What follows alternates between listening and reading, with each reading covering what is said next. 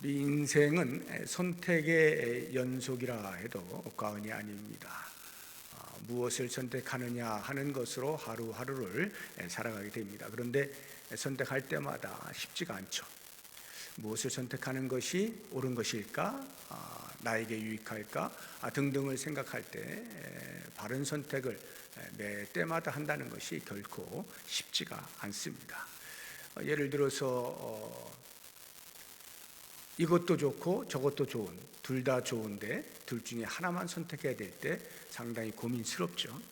또는 이것도 싫고 저것도 싫은, 둘 다 싫을 때 그 중에 하나를 반드시 선택해야만 한다면 그것도 역시 쉽지가 않은 문제입니다. 내 마음, 심정적으로는 이것을 선택하고 싶은데 상황적으로는 저것을 선택해야 하는 경우, 이러할 때도 결코 선택은 쉽지가 않습니다. 오늘 본문에 보면 그러한 선택의 문제로 인하여 고민하고 있는 바울을 찾아볼 수가 있습니다. 둘 사이에서 고민을 하는데 그 둘이라고 하는 것이 to be or not to be. 우리 그 셰익스피어의 햄릿이라고 하는 작품에 보면 아주 유명한 대사가 있죠. To be or not to be. That is the question. 사느냐 죽느냐 이것이 문제로다. 많이 들어보셨을 겁니다. 바울이 바로 이 둘 사이의 문제를 놓고 고민을 하고 있는 것을 볼 수가 있는데요. 22절을 한번 보시기 바랍니다. 그러나 만일 육신으로 사는 이것이 내 일의 열매일진데 무엇을 택해야 할는지 나는 알지 못하노라. 23절 내가 그 둘 사이에 끼었으니 차라리 세상을 떠나서 그리스도와 함께 있는 것이 훨씬 더 좋은 일이라. 살아야 할까? 아니면 세상을 떠나야 할까? 무엇이 더 옳은 선택이냐라고 하는 것으로 바울이 고민을 하는 거예요. 그런데 그 고민 가운데 바울이 선택한 것은 24절에 이렇게 나와 있습니다. 내가 육신으로 있는 것이 너희를 위하여 더 유익하리라. 내가 육신으로 있는 것, 다시 말해서 사는 것, 세상을 떠나는 것보다 이 세상에 사는 것이 더 유익하리라 생각하여 그것을 선택하였노라 라고 이야기를 하고 있는 것입니다. 선택을 앞에 두고 고민하고 있는 이 바울을 보면서 그 과정 속에서 저는 묵상하는 중에 바울의 신앙적 성숙을 엿볼 수가 있었습니다. 몇 가지를 살펴볼 수 있었는데 그런 것들 여러분과 함께 나누면서 우리도 또는 나도 신앙의 성숙함을 이루어내야 되겠다, 이렇게 도전을 받는 시간들이 될 수 있으면 좋겠습니다. 한 세 가지 성숙의 특징, 바울이 보여주고 있는 성숙함을 이제 살펴볼 텐데 그 첫 번째가 확실한 내세 신앙입니다. 신앙의 성숙에 있어서 이 확실한 내세 신앙만큼 더 분명한 것은 없죠. 바울은 이야기합니다. 나는 세상을 떠나는 것이 더 좋다, 이렇게 말을 해요. 그러니까 죽는 것이 더 낫다 이 말이에요. 지금 열심히 사역을 하고 있는데 어려움에 봉착했어요. 죽을 위기가 닥쳤어요. 그럴 때 바울은 심정적으로 나는 죽는 게 두렵지 않다, 나는 죽는 게 오히려 더 좋다, 이렇게 이야기를 하는 것입니다. 왜 그런가? 23절을 보시게 되면 그리스도와 함께 있는 것이 훨씬 더 좋기 때문이다, 이렇게 이야기하는 거예요. 그리스도와 함께 있는, 그리스도께서는 지금 하늘에 승천하셨잖아요. 하늘에 계시잖아요. 하나님 보좌 우편에 앉아 계시잖아요. 그러니까 하나님 보좌 우편에 앉아 계신 예수 그리스도가 있는 그 천국, 거기에 가는 것이 나는 더 좋다, 이렇게 얘기하는 거예요. 그리스도와 영원히 동거할 수 있기 때문에 나는 이 세상을 떠나는 것이 더 좋다라고 이야기하는 것이죠. 영원한 동거 그 자체의 목적보다는 그래서 영원히 동거하면서 얼굴과 얼굴을 대면하여서 교제하는 이것이야말로 가장 큰 행복이 아니냐라고 하는 거예요. 고린도전서 13장 12절을 보면 사도 바울이 이렇게 이야기를 하죠. 우리가 지금은 거울로 보는 것 같이 희미하나 이 땅을 사는 동안에는 거울로 보는 것 같이 희미하다. 지금의 거울이야 뭐 다 잘 보입니다만 그 당시의 거울은 이제 청동으로 만들어진 거니까 좀 흐릿흐릿하죠. 그렇게 거울로 보는 것 같이 희미하나 그때는 주님을 만나게 되는 천국에서는 얼굴과 얼굴을 대하여 볼 것이요, 지금은 이 땅에서는 내가 부분적으로 하나 그리스도를 안다 하지만 한계가 있는데, 그때에는 천국에서 주님을 얼굴을 대면하여 볼 때에는 주께서 나를 아신 것 같이 내가 온전히 알게 될 것이다. 그러한 아름다운 완벽한 교제와 연합이 있을 것, 이것을 알기 때문에 나는 세상을 떠나는 것이 더 좋다라고 이야기를 하는 겁니다. 제가 이번에 이제 자녀들을 보고 왔잖아요. 그리고 손주를 봤는데 아직 두 돌이 안 돼가지고 뭐 말도 못 하고요. 그 사이에 이제 아이가 태어나서 제가 이번에 가서 얼굴을 보기 직전까지 계속해서 이 핸드폰으로 영상으로 이렇게 얼굴을 보기는 했어요. 그런데 뭐 그 아이가 뭘 저를 인식을 할 수 있겠습니까? 뭐 어떻게 하겠어요? 또 우리 큰 딸이 이제 뭐 설교를 또 이렇게 보여주면 설교도 보곤 한다 그래요. 그런데 이제 인식하는 건 어렵겠죠. 제가 그 아이를 보는 것만큼은 아이가 그렇게 인식을 못하죠. 근데 제가 이번에 그렇게 화면으로만 보다가 직접 얼굴을 봤을 때 그 감격, 물론 이 아이가 와 이렇게 안겨주었으면 훨씬 더 큰 감격이 있었을 텐데 그러지는 않더라고요. 아직 서먹서먹한지 아이가 조금 수줍어해요. 남자아이인데. 그래서 이렇게 아주 뭐 이렇게 살갑게 이렇게 시간을 보내지는 못했습니다. 좀 아쉽긴 하지만 그래도 직접 얼굴을 봤다는 거, 이렇게 생겼구나. 직접 얼굴을 볼 때 얼마나 큰 감격이 되는지 몰라요. 우리가 이 땅을 살면서 예수님을 안다 하고 예수님이 나의 구세주라 하고 예수님 고맙습니다, 감사합니다 이렇게 하고 살지만 사실 한계가 있잖아요. 다 알지 못하는 거예요. 그런데 천국에서 주님을 만나게 되면 어떻게 될까요? 모든 것을 알게 되는 거죠. 그때의 그 교제의 감격이라고 하는 것, 무엇으로 비교할 수가 있겠어요? 그러니 사도 바울은 그것을 생각하니까 나는 이 땅을 떠나는 것이 훨씬 좋다. 주님과 영원히 동거하며 아름다운 교제를 나누는 것 얼마나 큰 행복이냐. 바로 이것이 내세 신앙인 거예요. 천국에서 살게 되어질 것에 대한 확실한 소망, 이 내세 신앙을 가지고 있었던 것이죠. 그러니까 성숙하다, 성숙한 신자다라고 하면 일생을 사는 동안에 그리스도를 경험하는 영적인 사건들을 얼마나 많이 만났겠어요. 풍성히 만났을 거예요. 그럴 때마다 계속해서 그리스도를 알아가는 거 아닙니까? 그러면 그러한 성숙은 곧 이 세상에 대한 미련이나 집착을 계속해서 조금씩 버릴 수 있게 만드는 것이고, 반대로 빨리 천국에 가서 주님과 직접 보고 교제해야 되겠다라고 하는 소망이 점점 커질 수밖에 없는 거죠. 그리스도를 경험하면 경험할수록 그 사랑에 겨워서 빨리 만나야 되겠다 하게 되는 거예요. 그런데 만약 그리스도를 알지 못하는 사람, 우리가 자연인이라고 이렇게 부른다고 할 때 자연인의 관심은 어디에 있을까요? 뭐 천국을 모르잖아요.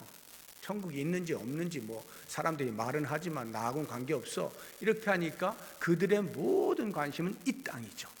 이 생에서 과연 내가 얼마나 잘 먹고 잘 살 것이냐라고 하는 의식주에 관련되어진 이야기들이 가득 차 있죠. 이 땅에서 사는 것이 최대 관심사인 거예요. 성경에도 그런 사람들이 소개가 되고 있지 않습니까? 누가복음 16장에 보게 되면 그 부자와 거지 나사로 비유가 나오잖아요. 예수님께서 말씀하실 때 그 부자가 이 땅을 사는 동안에 떵떵거리고 살고 거지 나사로 별로 신경도 안 써주고 돌봐주도 않고 그러다가 거지 나사로는 천국을 가고 이 부자는 지옥을 가는데 거기서 보니까 천국에서 아브라함의 품에 안겨서 너무나 행복한 삶을 사는 걸 보고 자기는 영원히 꺼지지 않는 불에서 뜨겁게 늘 고통을 당하면서 물 한 모금만 좀 입에 댔으면 좋겠다 싶은 그런 심정인데, 그러다 보니까 자연스럽게 생각나는 것이 이 땅에 아직도 살고 있는 자기 가족들. 그래서 아브라함에게 말하는 거예요. 아브라함이요, 제발 나사로를 좀 보내서 우리 가족들에게 이야기 좀 하게 해주세요. 천국과 지옥이 있더라. 그때 아브라함이 이야기하잖아요. 그거 소용없다. 죽은 자가 살아나서 가서 이야기한다 해서 그들의 마음이 바뀌는 거 아니다. 이미 모세와 선지자가 이야기한 거 듣지 않으면 죽은 자가 살아나서 가서 말한다 할지라도 안 듣는다. 즉 하나님의 말씀, 이미 기록되어진 하나님의 말씀에서 천국과 지옥을 이야기할 때 그것을 소홀히 여기면 아무리 기적을 보아도 마음이 안 바뀐다는 거예요. 그러한 안타까운 비유의 말씀을 하시고요. 누가복음 12장에 보아도 또 한 부자의 비유가 나오잖아요. 소출이 너무나 풍성해가지고 이걸 어떻게 할까 고민하면서 곡간을 크게 지어놓고 거기다가 다 재워놔서 평생토록 먹고 마시고 즐겨야 되겠다. 그런데 만약 오늘 밤 네 영혼을 하나님께 취하시면 그 모든 재물이 누구의 것이 되겠느냐 하면서 미래를 준비하지 아니하고 내세를 준비하지 아니하고 이 땅이 모든 것이라 생각하고 사는 삶, 그것이 얼마나 불행한 것인가. 이 두 개의 비유는 전부 다 천국이 있음을 알지 못하고 내세를 준비하지 아니하는 자의 그 결말에 후회와 통곡이 있을 것이다 하는 것을 이야기해 주고 있지 않습니까? 만약에 예수를 믿는다 하더라도 초보의 신앙에 머물러 있다라고 한다면, 초보라고 하는 것은요, 신앙의 연륜이 짧은 자를 초보 신자라고 이야기를 보통 합니다만, 지금 우리가 생각하는 것은 신앙의 연륜만이 아니라 아무리 신앙의 연륜이 50년, 70년이 되었다 할지라도 초보의 신앙을 가질 수가 있어요. 무엇이 초보의 신앙이냐? 성숙한 신앙이 확실한 내세 신앙을 갖는 것이라고 한다면, 반대로 초보 신앙은 내세에 대한 신앙이 없다는 거예요. 희미하다는 거예요. 아우, 지금 내가 죽으면 그 다음 천국은 있으면 좋고 이 정도로 이렇게 가지고 있다라고 하면 70년 신앙생활을 했어도 그건 초보 신앙인 것입니다. 그러니까 초보 신앙자들은요, 언제나 관심이 이 땅의 것이에요. 대화를 할 때 보면요, 대화의 내용의 주 내용이 이 땅의 것들이에요. 이 땅의 것들. 그런 사람은 성숙하지 못하는 거예요.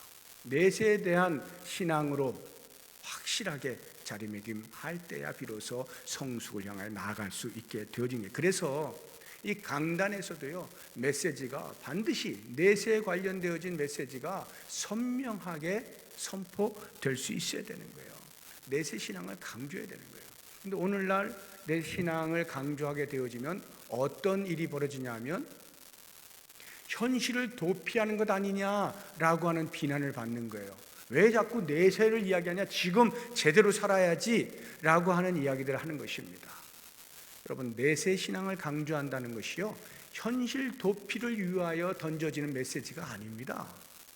당연히 현실에 대하여 책임감을 가지고 살아야 되죠. 성실하고 부지런하고 자기에게 맡겨진 일을 최선을 다해서 감당해야 됩니다.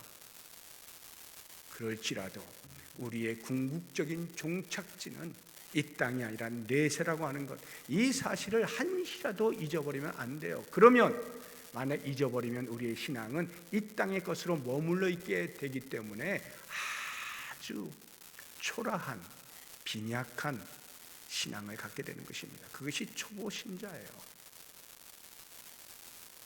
그래서 우리는 항상 미래를 바라보고 내세를 위해서 어떻게 준비해야 될지에 대해서 성도들에게 알려주어야 할 사명이 강단에 있는 거예요.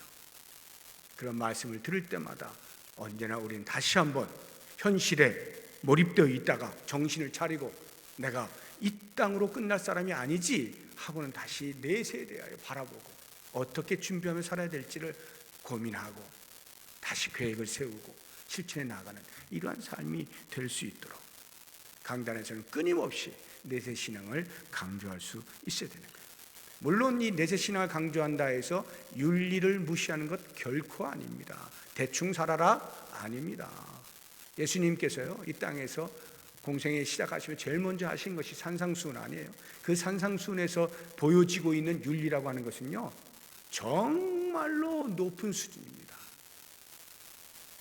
우리는 이 땅을 사는 동안에 그렇게 예수 믿는 사람다운 고상한 윤리의식을 가지고 도덕정신을 가지고 살아야 돼요. 그렇다고 해서 내세에 대해서 이야기하지 않느냐? 아닙니다. 끊임없이 우리는 이 땅에서 성도로서 바른 삶을 살면서도 저 천국을 바라보는 그러한 데서 신앙을 가질 수 있어야 돼요. 이것이 바로 성숙함의 증거다 하는 거예요. 두 번째로 사도 바울이 보여주고 있는 성숙함은 사명을 완수하는 것입니다. 바울의 선택은 이 땅에 사는 것이라고 했잖아요. 24절 다시 한번 보십시오. 내가 육신으로 있는 것이 너희를 위하여 더 유익하리라. 내가 육신으로 있는 것, 사는 것이, 죽지 않고 사는 것이 더 너희에게 유익할 것이다.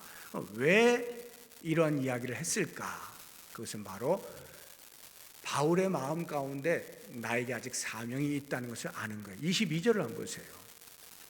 그러나 만일 육신으로 사는 이것이 내 일의 열매일진데 해서 내 일의 열매라고 말하잖아요. 이 열매가 뭐예요? 사명을 말하는 거예요. 사명을 통하여 완수해야 되는 그것을 내 일의 열매라고 말하는 것이에요.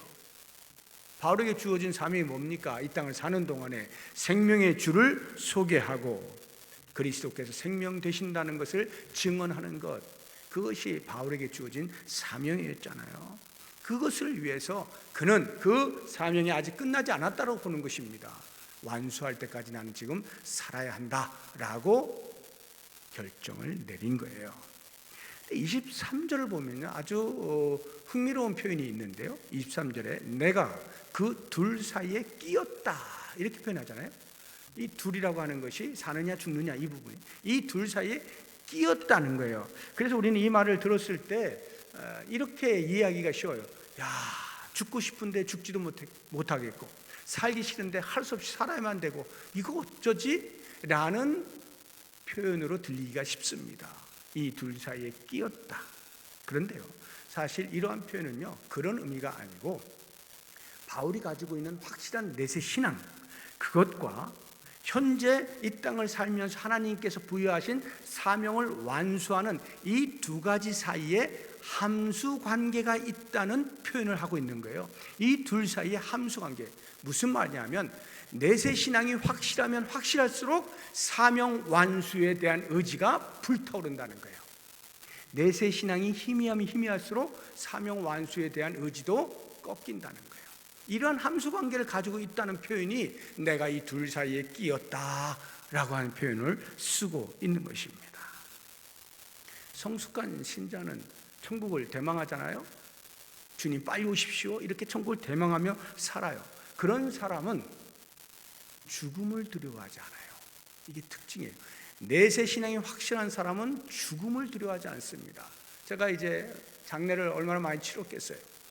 이제 장례 치르기 전에 임종 때에 또 예배를 또 드린단 말이죠. 그럼 이제 돌아가시 직전에 이제 예배를 드리면 어떤 분은 뭐 의식이 없는 경우도 있고 어떤 분은 의식이 있는 상태에서 예배를 드리고 죽음을 맞이하는 이런 분들도 계셔요. 이제 가끔 뭐 대부분의 성도님들은 신앙이 확실하게 이렇게 고백을 하고 돌아가십니다만 가끔 가슴이 철렁 내려앉는 그런 일들도 있어요. 평생 신앙생활 해오셨고 권사님으로 이렇게 해서 이제 돌아가시는 직전에 다시 한번 제가 목사니까 확인을 하는 거예요. 권사님, 지금 돌아가셔도 천국 가시는 거 아시죠? 믿으시죠? 지금 돌아가시면 어디 가시죠? 이러면 갑자기 대답을 안 해요. 가만히 계시는 거예요. 느낌이 뭐냐 하면 내가 지금 죽는데 이런 거예요. 내가 지금 죽는데 그게 뭔 소용이야? 라는 듯한 그런 느낌을 제가 받을 때가 있다. 그러면 가슴이 철렁 내려앉는 거예요. 물론 사람이요, 죽음을 무서워하지 않는 사람이 어디 있겠어요. 막상 죽음이 다가오면 정말 두렵죠. 이 땅을 끝내야 된다 두려움이 있어요. 그러나 성도는 이 땅이 끝이 아니라는 것을 수도 없이 들었고, 하나님의 말씀이 선명하게 이야기해주고 있고, 죽음 이후의 삶이 영광스럽게 영원토록 펼쳐져 있다라고 하는 이 천국에 대한 이야기를 수도 없이 하고 있기 때문에 적어도 수십 년의 신앙생활을 했다라고 한다면 이 내세 신앙에 대해서 흔들림이 없어야 되는 거죠. 그래서 결연하게, 막 반갑게는 혹시 못할지 몰라도 결연하게 죽음을 맞이할 수 있는 정도는 돼야 되는 거죠. 정말 내 신앙이 확실하면요, 죽음이 두렵지가 않아요. 그럼 생각해 보세요. 죽음이 두렵지 않은 사람보다 더 무서운 사람이 어디 있어요, 이 땅에. 죽음이 두렵지 않으니까 나에게 주어져 있는 사명을 감당하는 일에 있어서 아무리 걸림돌이 있고 장애물이 있고 방해하는 요소들이 있다 할지라도 흔들리지 않는 거예요. 끝까지 뚫고 나가는 거예요. 중간에 포기하지 않는 거예요. 아, 이 정도면 너무 힘들어, 이제 못하겠어 하고 중도에 포기하지 않아요. 내세 신앙이 확실하면 사명을 완수하는 최고의 무기를 가지고 있는 겁니다. 흔들리지가 않는다니까요. 중간에 포기하는 일이 없어요. 끝까지 달려가는 거예요. 그래서 사도 바울이 이야기하잖아요. 마지막 때가 되니까 그가 나는 선한 싸움을 싸우고 나의 달려갈 길을 마치고 믿음을 지켰다, 이렇게 고백하잖아요. 얼마나 멋있습니까? 저는 우리 모든 성도님들이 적어도 성숙한 단계에 이르렀다고 한다면 이 고백할 수 있어야 되는 거예요. 나는 선한 싸움을 싸우고 나의 달려갈 길을 마치고 믿음을 지켰다. 과연 나는 성숙한 신자인가? 다시 한번 깊이 묵상해 볼 수 있길 바라고요. 마지막 세 번째로 사도 바울이 보여주고 있는 신앙의 성숙함이라고 하는 것은 연약한 신자를 돌보는 것입니다. 바울이 사명을 완수한다라고 했는데 사명 완수의 구체적 내용이 뭐냐 하는 것이 25절과 26절에 나타나 있어요. 25절 한번 보세요. 내가 살 것과 너희 믿음의 진보와 기쁨을 위하여 너희 무리와 함께 거할 이것을 확실히 안다. 내가 사는 이유, 내가 너희와 함께 있는 이유, 너희에게 유익이 될 것이라고 하는 그 이유, 그것이 이건데, 하나는 너희의 믿음의 진보다. 그리고 두 번째는 너희의 기쁨이다 라고 하는 거예요. 그리고 마지막 세 번째가 26절에 나와요. 내가 다시 너희와 같이 있으므로 그리스도 예수 안에서 너희 자랑이 나로 말미암아 풍성하게 하려 함이라. 이게 무슨 뜻이냐면, 연약한 신자들이 사도 바울을 통하여서, 사도 바울이 그들을 돌보는 그 모습을 통하여서 바울 안에 거하시는 예수 그리스도를 만난다는 말이에요. 그리고는 마음에 감격이 되어지고 도전이 되어지고, 이야, 정말 예수님 멋진 분이시구나, 얼마나 예수님이 훌륭한 분이시면 사도 바울이 이렇게 나 같은 자에게 돌보고 이렇게 애를 쓸까라고 하면서 예수님을 찬양하고 예수님을 자랑하게 된다는 말이죠. 그래서 사도 바울의 사명은 이 세 가지예요. 이 본문 안에서 빌립보교의 성도들의 믿음이 자라나는 것과 그 일로 인하여서 기쁨을 얻는 것, 그리고 그리스도를 자랑하는 것, 이것이 그에게 사명으로 주어진 거예요.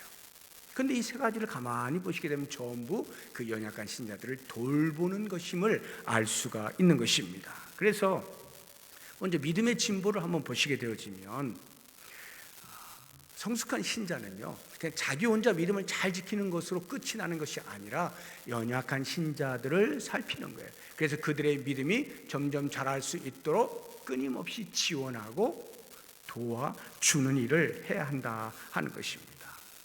그때에 마치 부모가 자녀를 돌보듯 그러한 심정으로 해야 되는데요, 사도 바울이 그렇게 이야기하지 않습니까? 고린도서 4장 15절에 보면 그리스도 안에서 일만 스승이 있으되 아버지는 많지 아니하니 그리스도 예수 안에서 내가 복음으로써 너희를 낳았다 라고 하면서 그 고린도 교회 성도들을 돌보는 일에 있어서 마치 아버지의 심정으로, 아버지가 자녀를 돌보듯 내가 너희를 돌본다, 이렇게 이야기를 하는 것입니다.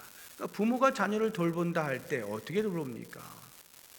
자녀는요, 아무리 나이가 많아도 부모 앞에서는 여전히 자녀예요.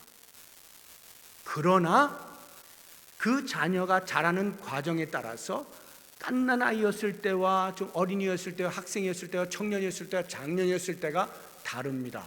부모가 자녀를 대하는 태도와 자녀를 돌보는 내용이 달라지는 거예요. 이것을 우리는 눈높이 교육이라고 말을 하죠. 눈높이 교육. 꼭 공부하는 그런 교육뿐만이 아니라 삶 전체를 가르친다라고 하는 차원에서 눈높이 교육을 실시하는 것입니다. 이때에 부모가 자녀에 대하여 조급한 마음을 가지고 갓난 아이인데 야, 너 왜 이렇게 생각이 없어? 하고 마치 청년 아이를 훈계하듯이 한다면 안 되겠죠. 그런 조급함은 그 자녀가 성장하는데 최고의 걸림돌이에요. 적입니다. 그렇게 하면 안 돼요. 그 나이에 걸맞게 인내함을 가지고 수준에 맞는 돌봄을 계속해야 돼요. 이 돌본다라고 하는 것은 하나부터 10까지를 다 해준다는 뜻이 아니죠. 그 아이가 독립하여 스스로 자기 일을 해나갈 수 있을 그러한 모든 단계의 교육을 실시한다는 거예요. 이것이 부모의 심정 아닙니까? 그런 것처럼 연약한 신자들에 대하여 그들의 믿음이 점점 자랄 수 있도록 성숙한 신자가 인내심을 가지고 오랫동안 지켜보면서 그 단계에 맞게 적절하게 관심과 돌봄을 통해서 그들의 믿음이 자랄 수 있도록 해주어야 한다 하는 거예요. 우리 교회가 제자훈련을 하잖아요. 제자훈련의 1차적인 목적이 뭡니까? 연약한 자들이 성숙해질 수 있도록 하는 것이 제자훈련의 목적이잖아요. 성숙해질 수 있도록. 그런데 그것은요 1차적 목적이에요. 그 다음이 있어요. 2차적인 목적이 있어요. 그것은 뭐냐? 그들이 성숙해져서 다시금 연약한 신자들을 돌볼 수 있도록 하는 데까지, 이게 2차적 목적입니다. 디모데후서 2장 2절 한번 보겠습니다. 또 내가 많은 증인 앞에서 내게 들은 바를 충성된 사람들에게 부탁하라. 그들이 또 다른 사람들을 가르칠 수 있으리라. 이렇게 성숙한 성도는 연약한 초보 신자들을 끊임없이 돌보아 그들이 믿음으로 자랄 수 있도록 하고, 그 믿음으로 자란 사람이 또다시 연약한 자들 돌볼 수 있는 데까지 계속하여 관심을 가지고 지원하고 돌보는 일이 필요하다는 것입니다. 연약한 신자를 돌본다라고 할 때 이 기쁨의 부분 한번 생각해 보시면요, 믿음이 자라잖아요. 그러면 이 기쁨은 자연스럽게 따라오는 거예요. 믿음이 성장할수록 주님 주시는 기쁨이 충만할 수밖에 없어요. 그런데 만약에 믿음이 자란다라고 생각하는데 기쁨이 없다, 그럼 어떻게 되는 것일까요? 그것은 기독교의 믿음이 온전하게 자란 것이 아니고요, 종교성을 조장한 것에 불과한 겁니다. 종교성을 조장한 거예요. 그냥 겉으로 볼 때, 외양상 볼 때 야, 믿음 좋아 라고 하는 그러한 형태만 띈 것이에요. 믿음의 자람의 내용 가운데는 반드시 기쁨이 따라옵니다. 세상이 줄 수 없는 하나님께 주시는 기쁨이 믿음이 자라면 자랄수록 충만할 수밖에 없다 하는 것입니다. 그래서 성숙한 성도는요, 고난 가운데서도 그 기쁨을 잃어버리지 않잖아요. 사도 바울이 고난 가운데서도 기쁨을 잃지 아니하고 오히려 일어나서 기도하고 찬송하며 하나님께 영광을 돌리는 삶을 살잖아요. 시편을 보시게 되면 모든 시인들이 다 탄식시라고 나와 있는 것들 가운데서 말할 수 없는 눈물을 흘리고 가슴을 치고 원망하고 푸념하고 하나님 한숨 짓고 땅을 치고 하지만 그것을 끝나는 시가 있습니까? 그 다음 보면 반드시 하나님의 도우심과 하나님의 은혜의 경험을 통하여서 회복되어지고 그 모든 상처가 치유되어지고 하나님을 향하여서 노래하고 찬양하는 이런 일로 바뀌지 않아요? 이게 성숙한 신자의 모습인 거예요. 어떠한 경우에도 기쁨을 잃지 않는다. 그래서 항상 기뻐하라 사도 바울이 이야기하는 것입니다. 그렇다고 하면 그와 같은 경험을 하는 성숙한 신자는 연약한 신자를 볼 때, 연약한 신자들은 그게 잘 안 되잖아요. 아프면 그냥 아프다라고 소리치는 거고요, 거기에 머물러 있단 말이에요. 눈물을 흘린단 말이에요. 방법을 모르는 거예요. 거기서 기쁨을 창출해내지 못해요. 하나님 주신 은혜 가운데 경험하지 못해요. 그게 연약한 신자예요. 그럴 때 성숙한 신자는 그 연약한 신자의 마음을 헤아리고 같이 아파하고 위로하고 위하여 기도해 주면서 그러한 아픔 가운데 슬픔 가운데에서 속히 벗어날 수 있도록 공감하고 지원하고 협력하고 돌보아 주는 것, 이것이 바로 성숙한 신자가 해야 할 일이다 하는 것이죠. 또 다른 하나의 성숙한 신자가 하는 것은 그 연약한 신자가 자기 자신을 보고 그리스도를 자랑할 수 있게 만드는 것입니다. 저는 이게 참 대단하다고 생각이 들어요. 내 안에 계신 예수 그리스도를 내가 돌보는 그 사람의 눈에 비춰지게 만들 수 있다는 거, 얼마나 큰 영광입니까? 이거보다 더 크게 쓰임받는 모습이 어디 있어요? 이보다 더 큰 성숙이 어디 있어요? 나의 모습이요, 얼마나 그리스도다우면 돌봄을 받는 사람이 나의 그 돌보는 행위를 보면서 야, 정말 예수님 끝내주신 분이구나, 얼마나 훌륭한 분이시면 저 사람이 저렇게 변하여 나를 돌볼까라는 생각에 그 그리스도를 자랑하게 만든다면, 그런 그리스도를 자랑하게 만든 복의 통로로 살아가는 이 존재, 이 성숙함, 무엇과 비교할 수가 있겠어요? 정말로 영광스럽고 저 하늘나라에서 우리에게 예비되어진 상급이 기대가 되는 그러한 모습 아닙니까?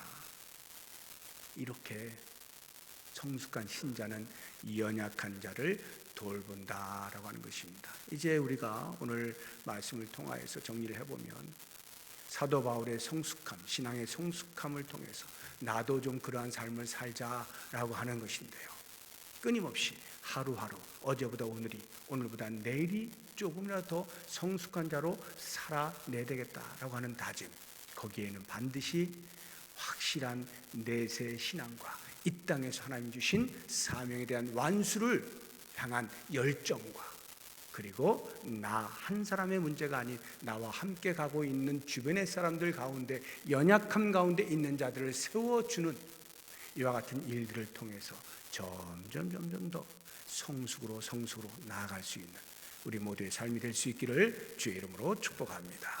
기도하겠습니다.